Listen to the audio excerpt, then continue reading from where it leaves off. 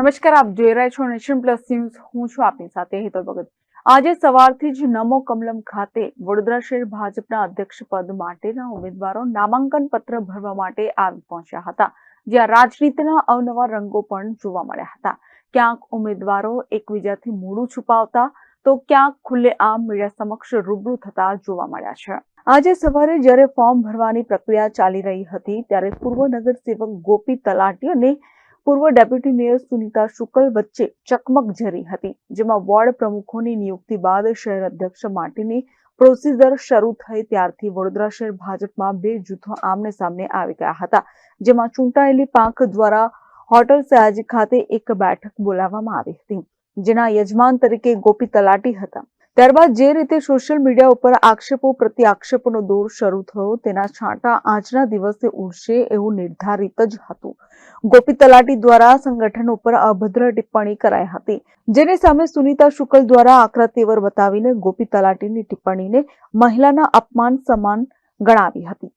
જુઓ, જ્યારે ગોપી તલાટી દ્વારા મહિલા ઉપર ટિપ્પણી કરાઈ રહી હતી ત્યારે ભાજપના નેતાઓ કઈ રીતે ખડખડાટ હસતા જોવા મળ્યા.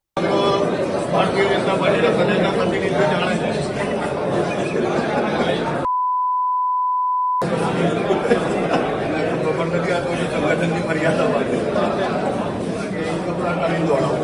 જ્યારે આ ટિપ્પણી ઉપર ગોપી તલાટીનો ખુલાસો પૂછાયો ત્યારે ગોપી તલાટીના સૂર કંઈક આવા હતા.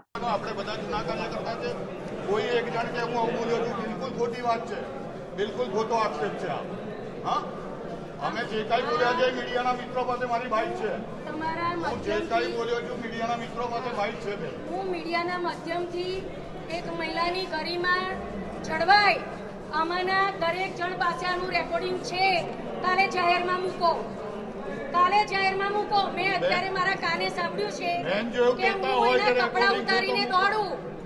આની અંદર જો તમે ખરેખર મીડિયાવાળા સાચું આનાથી તમારું ઘર ચાલે છે ને તમારામાં નૈતિકતા હોય તો તમે મૂકજો.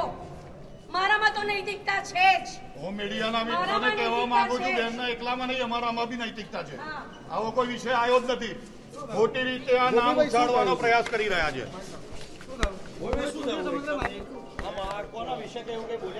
અરે બેન, કોઈ વિષય કહી રહ્યા છે જે વિષય ક્યાં અહીંયા ચર્ચાયો નથી, કોઈની સાથે એવી કોઈ વાત નથી થઈ. મીડિયાના મિત્રોએ જે કઈ બાઇટો લીધેલી છે, બધા મીડિયાના મિત્રો પાસે નિવેદનો છે. ખોટા વિવાદ એ તો એમને પૂછો, એ સુનીતાબેનને પૂછો, સુનીતાબેનને પૂછો. હું એ જ કહી રહ્યો છું.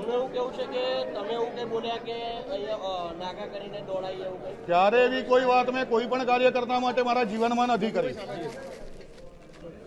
કોઈ પણ કાર્ય બિલકુલ ખોટા આક્ષેપ છે, પાયાવિહોણા છે. અને કદાચ એમને એવું લાગતું હશે કે અધ્યક્ષ પદની મારી દાવેદારી હાલના જે અધ્યક્ષ છે એમને માટે કોમ્પિટ થઈ રહી છે, માટે આવા કઈ પ્રોપર ગંડા મીડિયાના થ્રુ ઊભા થઈ રહ્યા છે. સૌ કોઈ જાણે છે અને સુનીતાબેનને પોતાને પણ ખબર છે. નથી એવી કોઈ મારે વિવાદમાં પડવાની જરૂર નથી. હું તો પાર્ટીની જે પ્રક્રિયા હતી એ મુજબ મારી ઉમેદવારી નોંધાઈ. અરે પણ પ્રમુખના દાવેદાર છે તો સ્પષ્ટ જ છે. હું એવું કહું છું તો ખરો, આજે બી મારી નૈતિકતાથી કે હું કોઈ પણ કાર્યકર્તા વિશે કાંઈ બોલ્યો નથી. કરી શકે, દરેકને આક્ષેપ કરવાનો અધિકાર છે, લોકશાહી છે, શું કરી શકીએ છીએ આપણે. મહિલા ઉપર જ્યારે ગોપી તલાટી દ્વારા અભદ્ર ટિપ્પણી કરાઈ રહી હતી ત્યારે ચાલ ચરિત્ર અને શિસ્તબદ્ધ ગણાતી પાર્ટીના કહેવાતા શિસ્તબદ્ધ સૈનિકો ખડખડાટ હસતા જોવા મળ્યા હતા. ત્યારે સવાલ એવો પણ આવે છે કે કોઈએ આ પ્રકારની ટિપ્પણીને રાજનીતિમાં જ નહીં પરંતુ કોઈ પણ ક્ષેત્રમાં અવકાશ જ નથી એવું કેમ કોઈએ સમજાવ્યું નહીં હોય. જો કે રાજનીતિમાં ચાવવાના અને બતાવવાના દાંત અલગ જ હોય છે, એની પ્રજાને પણ સુપેરે ખબર જ છે. મેં જે કંઈ પણ સાંભળ્યું છે, મેં કંઈ પણ જોયું છે, હું મારા પ્રમુખ સાહેબ સાથે રૂબરૂ વાત કરીને પછી તમારી સાથે વાત કરીશ. હા, મેં એવું સાંભળ્યું છે કે અપમાનજનક જ બોલેલા છે, પણ હું મારા પ્રમુખની પરમિશન લઈ અને પછી જ હું આગળ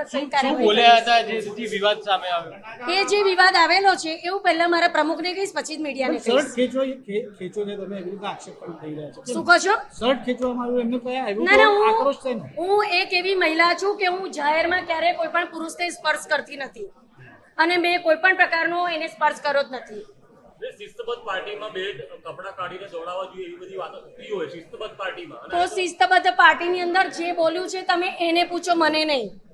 આટલો આક્રોશ શેના માટે? એ તો મેં સાંભળ્યું કે ભાઈ કોઈના માટે બોલવામાં આવ્યું છે એટલા માટે છે, કોઈ પ્રકારનો આક્રોશ નથી. એક મહિલા તરીકે આ ભારતીય જનતા પાર્ટીના કાર્યાલય પર કંઈ પણ બોલવામાં આવે તો અમારે કેવું પડે કે ભાઈ એક આ પ્રકારનો અવાજ અમારો મોટો થઈ પણ શકે. શું માંગણી છે હવે? માંગણી છે તમારી? હું મારા પ્રમુખ સાહેબ સાથે ચોક્કસપણે ચર્ચા કરીશ અને પછી જે કહીશ. હાઈકમાન્ડ સુધી જશે આ વાત? બિલકુલ ચોક્કસ જશે. કેમેરામેન નવનીત પ્રવીણ સાથે Satyam Navajkar, Nation Plus News, Vadodara. સમાચારોના સતત અપડેટ મેળવવા માટે અમારી નેશન પ્લસ ન્યૂઝની યુટ્યુબ ચેનલને સબસ્ક્રાઇબ કરો, બેલ આઇકન દબાવો અને જોડાયેલા રહો ફેસબુક, ઇન્સ્ટાગ્રામ અને ટ્વિટર પર.